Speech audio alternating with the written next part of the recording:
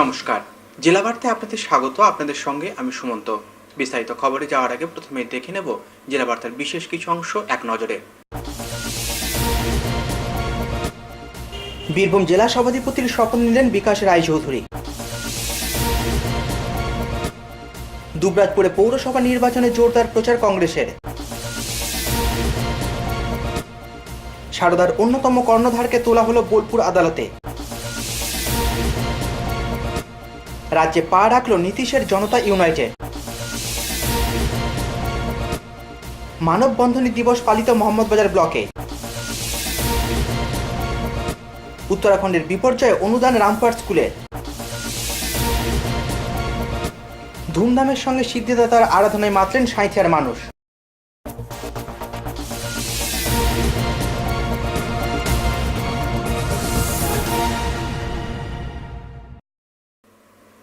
এবার জেলা বার্তা বিস্তারিত।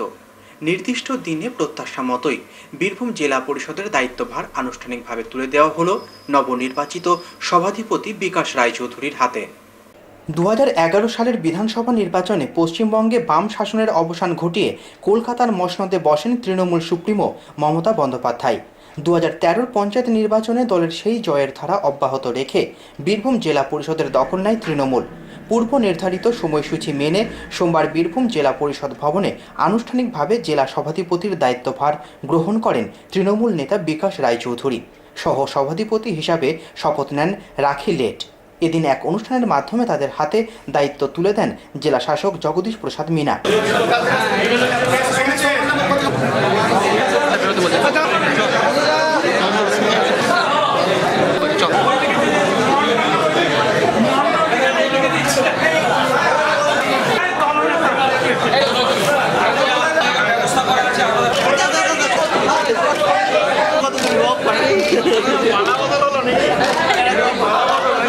জেলার দায়িত্বভার নেওয়ার পর তৃণমূলের তরফে বিজয় সমাবেশ করা হয় সিউড়ি জেলা স্কুল মাঠে।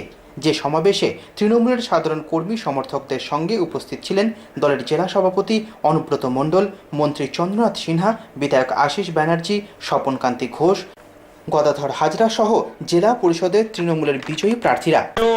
সভাপতিকে এবং সভাধিপতিকে পুষ্পস্তবক দিয়ে সম্বর্ধনা জানাচ্ছেন। আজকে জেলার দায়িত্বভার নেওয়ার পর বিকাশবাবু তার দেওয়া প্রথম সাক্ষাৎকারে বলেন, গ্রাম ও শহরকে কাছাকাছি আনাই হবে তার উন্নয়নের মূল লক্ষ্য। যে বিজয় উৎসব আপনারা আয়োজন করেছেন, আজকের আমাদের সেই সেনাপতি, আমাদের বীরভূম জেলার কান্ডারি, আমাদের বীরভূম জেলার উন্নয়নের হাতিয়ার এবং আমাদের প্রত্যেকের প্রিয় নেতা, বীরভূম জেলার লড়াকু নেতা, আপনার আমার সকলের শুদ্ধ নেতা, বীরভূম জেলার সভাপতি মাননীয় অনুব্রত মণ্ডলের কাছে তাকে প্রথম কৃতজ্ঞতা জানাই, অভিনন্দন জানাই। আজকের এই ঐতিহাসিক দিনে আমি অভিনন্দন জানাই সকল নির্বাচিত প্রতিনিধিদের এবং আমি কৃতজ্ঞতা জানাই আমার সারা বীরভূম জেলার অগণিত মানুষকে। তাদের কৃতিত্বেই, অনুব্রত মণ্ডলের নেতৃত্বে আজকে আমরা বীরভূম জেলায় দীর্ঘ 40টা বছর আমার জীবনে, রাজনীতি জীবনে আমি প্রথম এই জেলা পরিষদের সভাধিপতির ঘরটায় আজকে পা দিতে পারলাম। আমাদের যে প্রতিজ্ঞা, আমাদের যে প্রতিশ্রুতি, অনুব্রত মণ্ডল এবং বাংলার মুখ্যমন্ত্রী মমতা ব্যানার্জি, মুকুল রায়ের মতো আমাদের শ্রদ্ধেয় নেতাদের যে নির্দেশ, সেই নির্দেশ আমরা আগামী দিনে বাস্তবে পরিণত করব। বীরভূমের মানুষের স্বপ্ন, বীরভূমের মানুষের আশা, বীরভূমের মানুষের আকাঙ্ক্ষা আমাদের পূরণ করতেই হবে। তার জন্য যে লড়াই করার দরকার, এই জেলা পরিষদে বসে আমরা সেই লড়াই করব। ভয় টিভি, সিউড়ি।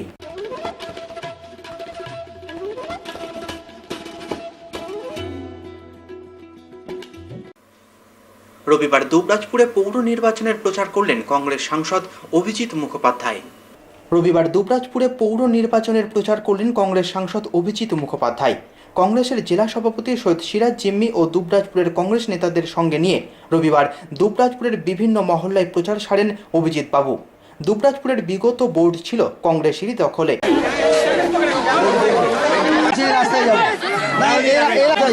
এদিকে যাবো না, তোমাদের প্রণব বাবুর ছেলে এসছেন।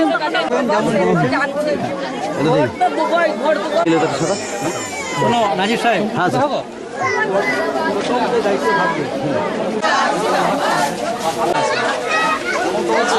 চিহ্নে ভোট দেওয়ার জন্য আহ্বান করছেন।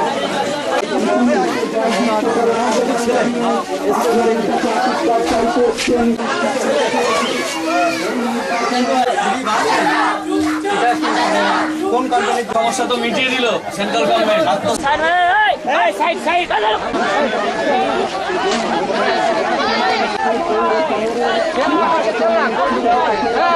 আমাদের প্রণব বাবুর ছেলে অভিজিৎ বাবু দেখেছে।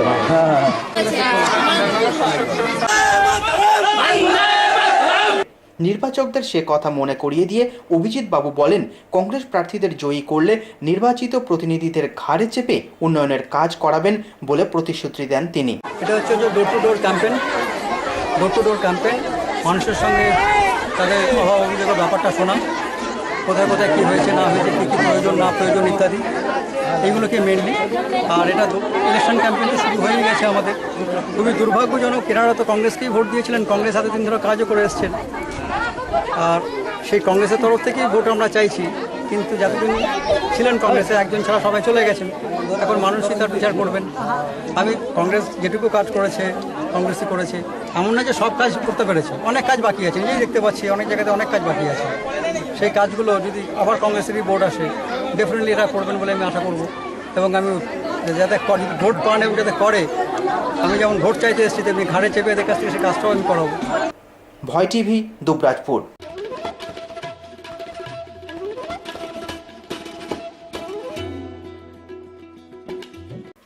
ভুয়ো অর্থলগ্নিকারী সংস্থা সারদার অন্যতম প্রধান দেবযানী মুখোপাধ্যায়কে সোমবার তোলা হলো বোলপুর আদালতে। বিচারক তাকে 14 দিনের জেল হেফাজতের নির্দেশ দিয়েছেন। রাজ্য জুড়ে তোলপাড় সৃষ্টি করে ভুয়ো অর্থলগ্নিকারী সংস্থা সারদার অন্যতম দুই প্রধান ব্যক্তি সুদীপ্ত সেন এবং দেবযানী মুখার্জি আপাতত বিভিন্ন জেলার প্রায় প্রতিটি আদালতে হাজির হচ্ছেন নিয়মিত। সোমবার সুদীপ্ত সেনকে কাকদ্বীপে তোলা হলেও দেবযানী এবং তাদের গাড়ি চালক মনোজ কুমার নাগেলকে আনা হলো বোলপুর আদালতে, যেখানে বিচারক তাদের 14 দিনের জেল হেফাজতের নির্দেশ দিয়েছেন। পাশাপাশি জানিয়ে দিয়েছেন পরবর্তী শুনানির দিনও। ধৃত গাড়ি চালক তথা দুর্গাপুরের সারদা গোষ্ঠীর কর্মকর্তা মনোজ নাগেলের আইনজীবী বলেন, তিনি বিষয়টি বুঝে এবং কাগজপত্র দেখে জামিনের দরখাস্ত করবেন আদালতে। না, আজকে ওনার পক্ষে আজকে জামিনের দরখাস্ত করা হয়নি, যেহেতু আমাকে আগে থেকে এনগেজ করা হয়নি, তাই আমি আজকে কোনো জামিনের জন্য বা কোনো দরখাস্ত আজ করতে পারিনি। পরের দিনে আমি মিস্টার মনোজ কুমার নাগেল ওনার পক্ষে আমি তার সাথে কথাবার্তা বলে এবং আমি কাগজপত্র দেখে এবং কি অভিযোগ আছে সেই মতো দেখে আমি জামিনের দরখাস্ত করব। অপরদিকে সরকারি আইনজীবী বলেন, বোলপুর রতনপল্লীর বাসিন্দা সন্তোষ মুখার্জির আবেদনের ভিত্তিতেই এই মামলা রুজু হয়েছে বোলপুর আদালতে। তবে সারদার কর্ণধার এদিন হাজির না থাকলেও বাকি দুজনকে 14 দিনের জেল হেফাজতের নির্দেশ দিয়েছেন বিচারক বলে জানান তিনি। অভিযোগটা এখানে সন্তোষ মুখার্জি বলে রতনপুর বোলপুর থানা, উনি একটা অভিযোগ করেছিলেন। উনি ওনাদের সারদার যে গ্রুপে বিভিন্ন রকম যে স্কিমগুলো আছে সেই স্কিমে ওনার এবং মিসেসের নামে টাকা রেখেছিলেন। একটা সার্টেন পিরিয়ডের পর সেই টাকাটা ওনার রিটার্ন পাওয়ার কথা। যখন ওটা ম্যাচিওর করেছে, পরে উনি জানতে পারেন যে কোম্পানিটা উঠে গেছে। তখন উনি যোগাযোগ করেছিলেন কোনো টাকা পয়সা ফেরত উনি পান, সেই কারণে উনি অভিযোগ করেছিলেন। উনি অভিযোগ এটাও বলেছেন যে আমাকে যেমন চিট করা আছে, এর সঙ্গে সঙ্গে আমাদের বোলপুরবাসী অনেক মানুষ ওনাদের দ্বারা প্রতারিত হয়েছে। এই মর্মে অভিযোগটা করার পর পুলিশ কেসটা স্টার্ট করে 420/406। পরবর্তীকালে ওটাকে অ্যাড করা হয়েছে সেকশন 7 প্রাইস চিটস মানি সার্কুলেশন স্কিম ব্যানিং অ্যাক্ট। সেক্ষেত্রে বিচারক কি রায় দিলেন আজকে? পুলিশ কি আজকে প্র্যাকটিক্যালি 3 জনের মধ্যে 2 জনকে প্রোডাকশন করা হয়েছে, আর সুদীপ্ত সেন উনি আছেন, আজকে ওনাকে প্রোডাকশন করা হচ্ছে কাকদ্বীপ লানের এসিএম করে, সেই কারণে ওনাকে আনতে পারেনি। এই দুজনের জন্য প্র্যাকটিক্যালি কোনো লয়ার দেয়নি। মানে দেবযানী উনি নিজে যেটা বললেন, উনি বললেন যে আমি জানতাম না, আমাকে আজকে এখানে নিয়ে আসা হচ্ছে, আমার কলকাতার লয়ার আছেন, আমি আজকে লয়ার এনগেজ করতে পারিনি। আর নাগেল বললেন যে আমি দিতে পারবো না কোনো লয়ার, যে কারণে লার্নেড এসিএম সাহেব আমাদের জনকে আমাদের বোলপুর অ্যাডভোকেট পলাশবাবুকে উনি এনগেজ করেছেন, পলাশ দাস ওনার হয়ে প্রসিড করেন। তাহলে কি এখন তারা পুলিশি হেফাজতে থাকছে? এখন পুলিশে কোনো রিমান্ড দেওয়া করেনি, যেহেতু সেই কারণে এটা জেল কাস্টডি যেটা হয় নর্মাল প্রসিডিওর আছে।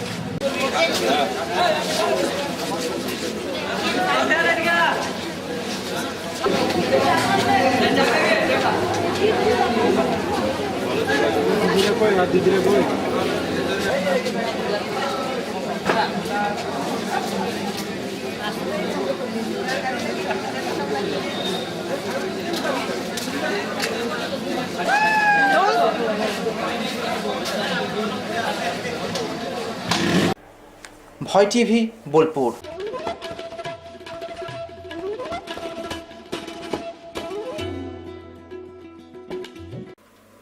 লোকসভা নির্বাচন কেন্দ্রে দলকে আরও প্রাসঙ্গিক করতে এ রাজ্যেও প্রচারাভিযান শুরু করল নীতিশ কুমারের জনতা ইউনাইটেড।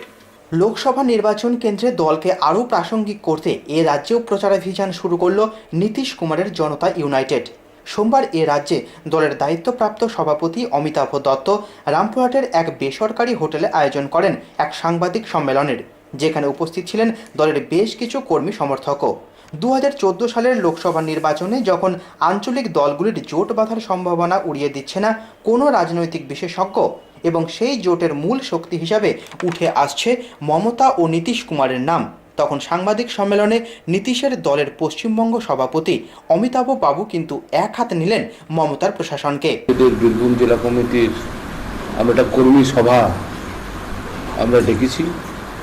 মূলত আজকে এই সভায় এখানকার কমিটি, বীরভূম জেলা কমিটি গঠন করার উদ্যোগ আমরা নেব, এবং আগামী দিনে আমরা এই বীরভূম জেলায় সংগঠনকে বাড়ানোর জন্য যে সমস্ত পদক্ষেপ নেওয়া প্রয়োজন আছে সেইগুলো আমরা আলোচনা করব এবং কর্মসূচি ঘোষণা করব।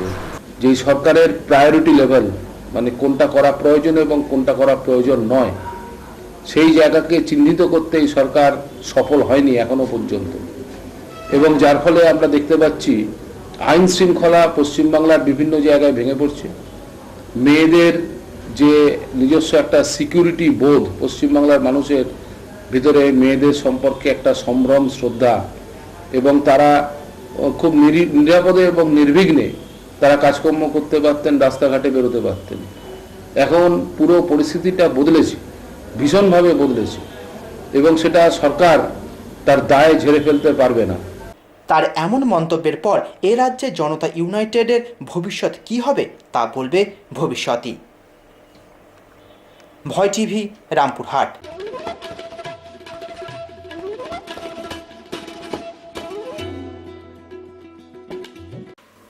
এখন সময় বিরতির, ফিরে আসছি বিরতির পর। সঙ্গে থাকুন ভয়ের সাথে নির্ভয়ে।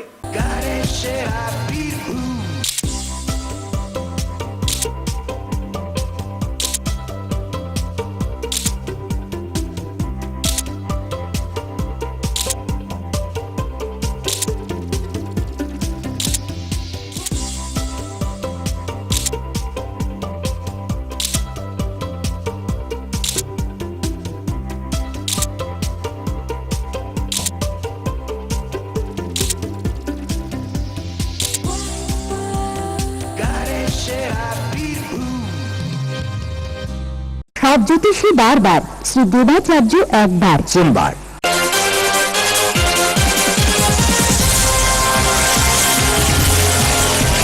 প্রতি ইংরাজি মাসের তৃতীয় রবিবার ও শেষ রবিবার বিকেল 4টে থেকে রাত 8টা পর্যন্ত। বুকিং 9434317391 ও 9163667741। এছাড়া বসেন মালদা, বহরমপুর, কৃষ্ণনগর, শান্তিপুর, বনগাঁ, শিলিগুড়ি, হলদিয়া ও কলকাতা বইবাজার।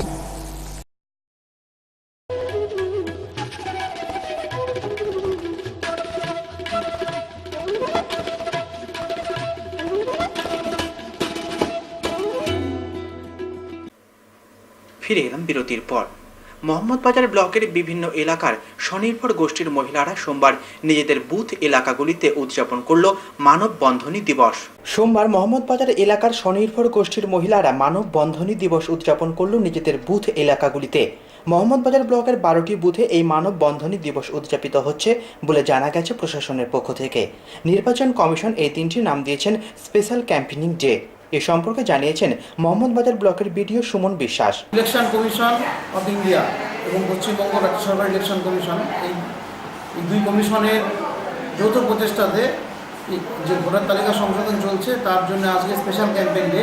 এই দিনে আজকে স্বনির্ভর দলের মহিলারা বুথে গিয়ে একসঙ্গে ফর্ম জমা করবেন এবং তারা একটি মানববন্ধন তৈরি করবেন করে এই যে আমাদের যে ইলেকশন কমিশনের কী গুরুত্ব, ভোটার তালিকায় নামের কী গুরুত্ব এবং ভোটার তালিকা সংশোধন করে নেওয়া কতটা দরকারি সেই জিনিসটা তারা তাদেরকে বোঝাবেন এবং নিজেরা যেসব মহিলাদের নাম এখন ওঠেনি তাদেরকে বুথে নিয়ে আসবেন নাম তোলানোর জন্য।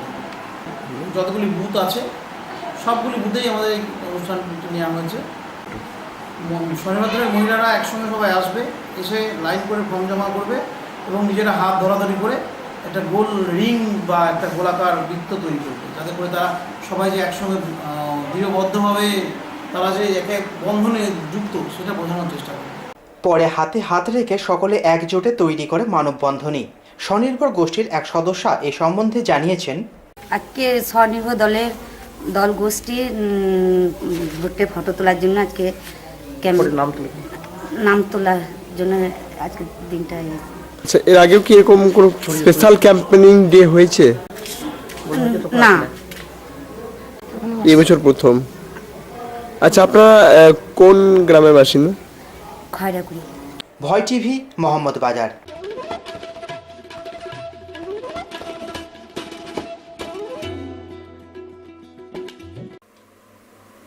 উত্তরাখণ্ডের প্রাকৃতিক বিপর্যয়ে ক্ষতিগ্রস্তদের সাহায্যের উদ্দেশ্যে রামপুরহাটের একটি স্কুল 17,250 টাকা ড্রাফট পাঠালেন প্রধানমন্ত্রীর ত্রাণ তহবিলে।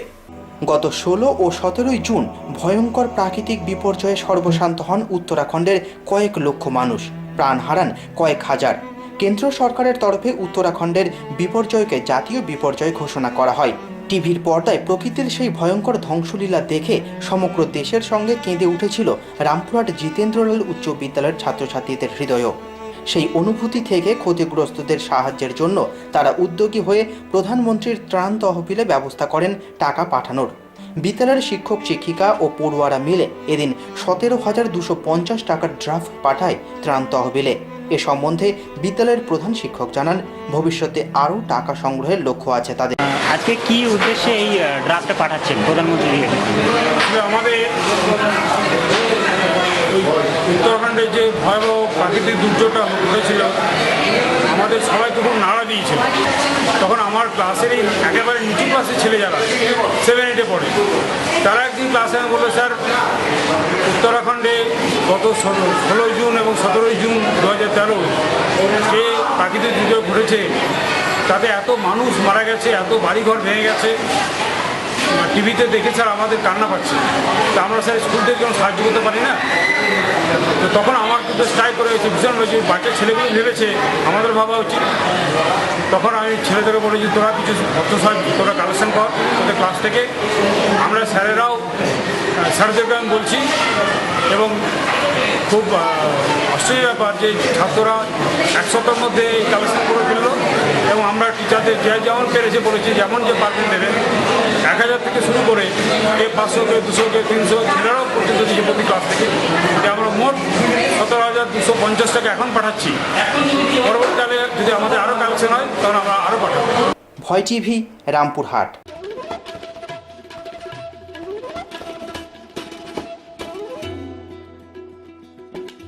সোমবার সাঁইথিয়া শহরে মেঘদূত তরুণ ক্লাবের উদ্যোগে মহা ধুমধামের সঙ্গে আয়োজিত সিদ্ধিদাতা গণেশ পূজায় মেতে উঠলেন এলাকার মানুষজন। আর মাত্র হাতে গোনা 1 মাস পরেই শারদীয়া উৎসবে মেতে উঠবেন বাঙালি সমাজ। কিন্তু তার আগেই শারদোৎসবের ঢাকে কাঠি পড়ল সিদ্ধিদাতা গণেশ পূজার মধ্যে দিয়ে। সোমবার জেলা জুড়ে বিভিন্ন পূজা মণ্ডপে গণপতি আরাধনায় মেতে উঠলেন শহরের মানুষজন। সাঁইথিয়া শহরের মেঘদূত তরুণ ক্লাবের উদ্যোগে এই গণেশ পূজা অনুষ্ঠিত হলো মহা ধুমধামের সঙ্গে। স্থানীয় ব্যবসায়ীরা নিজেদের উদ্যোগে নিজেরাই চাঁদা তুলে ব্রতী হন সিদ্ধিদাতার আরাধনায়। गणनायकाय गणदैवताय गणाध्यक्षाय धीमहि गुणशरीराय गुणमण्डिताय गुणेशानाय धीमहि गुणातीताय गुणाधीशाय गुणप्रविष्टाय धीमहि एकदन्ताय वक्रतुण्डाय गौरीतनयाय धीमहि गजेशानाय भालचन्द्राय श्रीगणेशाय धीमहि एकदन्ताय वक्रतुण्डाय गौरीतनयाय धीमहि गजेशानाय भालचन्द्राय श्रीगणेशाय धीमहि।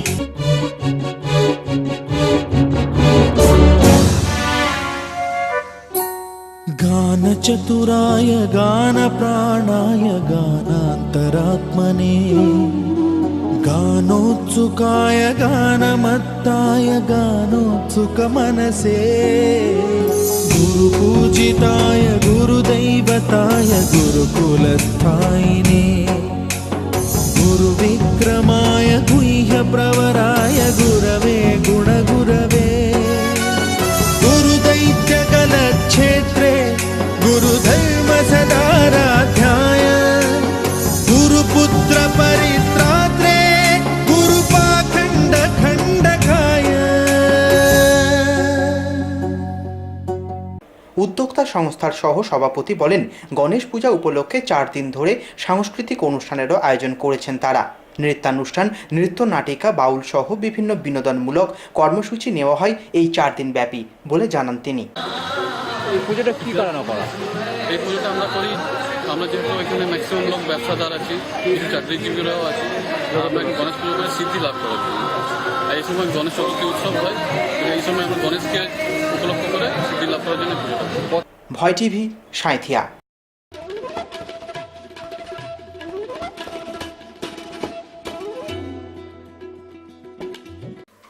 খবর শেষের আগে আসুন দেখে নিই 9 সেপ্টেম্বরের গুরুত্ব।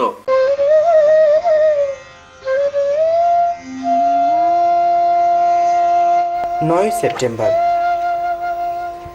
1872 খ্রিস্টাব্দের 9 সেপ্টেম্বর রবীন্দ্রনাথের জ্যেষ্ঠা ভগিনী স্বর্ণকুমারী দেবীর কন্যা সরলা দেবী চৌধুরানীর জন্ম হয়। জাতীয়তাবাদী আন্দোলনের নেত্রী, লেখিকা ও সঙ্গীতজ্ঞা ছিলেন তিনি। সাহিত্যিক অনুরূপা দেবীর জন্ম হয় 9 সেপ্টেম্বর 1882 খ্রিস্টাব্দে।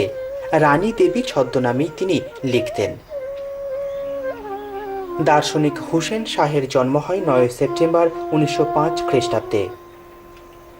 1915 সালের আজকের দিনে বুড়ি বালাম নদীর তীরে যতীন্দ্রনাথ মুখোপাধ্যায় ওরফে বাঘা যতীন ও তাঁর সঙ্গীদের সঙ্গে পুলিশের লড়াইয়ে চিত্তপ্রিয় রায়চৌধুরীর ঘটনাস্থলে মৃত্যু হয়। বন্দি অবস্থায় অমানুষিক প্রহারের ফলে নবজীবন ঘোষ নিহত হন 1936 খ্রিস্টাব্দের 9 সেপ্টেম্বর। তাঁর মৃত্যুকে আত্মহত্যা বলে চালানো হয়। 1939 খ্রিস্টাব্দের 9 সেপ্টেম্বর বিশিষ্ট শিক্ষাবিদ ও শিক্ষামূলক প্রতিষ্ঠানের সংগঠক কামাখ্যা চরণ নাগের প্রয়াণ হয়। ক্রিকেট খেলোয়াড় সৈয়দ আবিদ আলীর জন্ম হয় 1941 খ্রিস্টাব্দের আজকের দিনে। 1967 সালের আজকের দিনে অভিনেতা অক্ষয় কুমারের জন্ম হয়। ভারতীয় সৈনিক বিক্রম বাত্রার জন্ম হয় আজকের দিনে 1974 খ্রিস্টাব্দে। 1872 খ্রিস্টাব্দের 9 সেপ্টেম্বর বন্দে মাতরম গানের প্রথম সুরকার ও বিশিষ্ট লেখিকা সরলা দেবী চৌধুরানীর জন্ম হয়। বুড়িবালামের তীরে যুদ্ধে আহত হন বাঘা যতীন। মৃত্যুবরণ করেন চিত্তপ্রিয় রায়চৌধুরী আজকের দিনে 1915 খ্রিস্টাব্দে।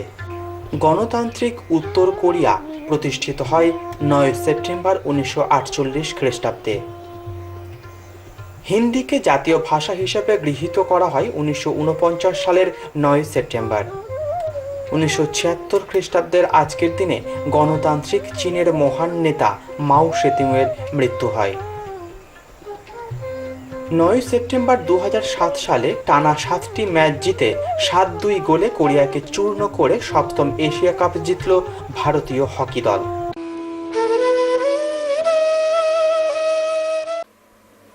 জেলা বার্তা শেষ করার আগে দেখে নেব জেলা বার্তার বিশেষ কিছু অংশ আরও একবার। বীরভূম জেলা সভাধিপতির শপথ নিলেন বিকাশ রায়চৌধুরী। দুবরাজপুরে পৌরসভা নির্বাচনে জোরদার প্রচার কংগ্রেসের। সারদার অন্যতম কর্ণধারকে তোলা হলো বোলপুর আদালতে। রাজ্যে পা রাখল নীতিশের জনতা ইউনাইটেড। মানববন্ধনী দিবস পালিত মোহাম্মদবাজার ব্লকে। উত্তরাখণ্ডের বিপর্যয়ে অনুদান রামপুরহাট স্কুলের।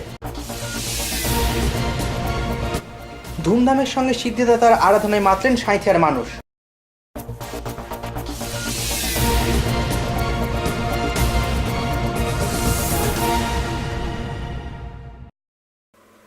আজকের জেলা বার্তা এ পর্যন্তই। নমস্কার।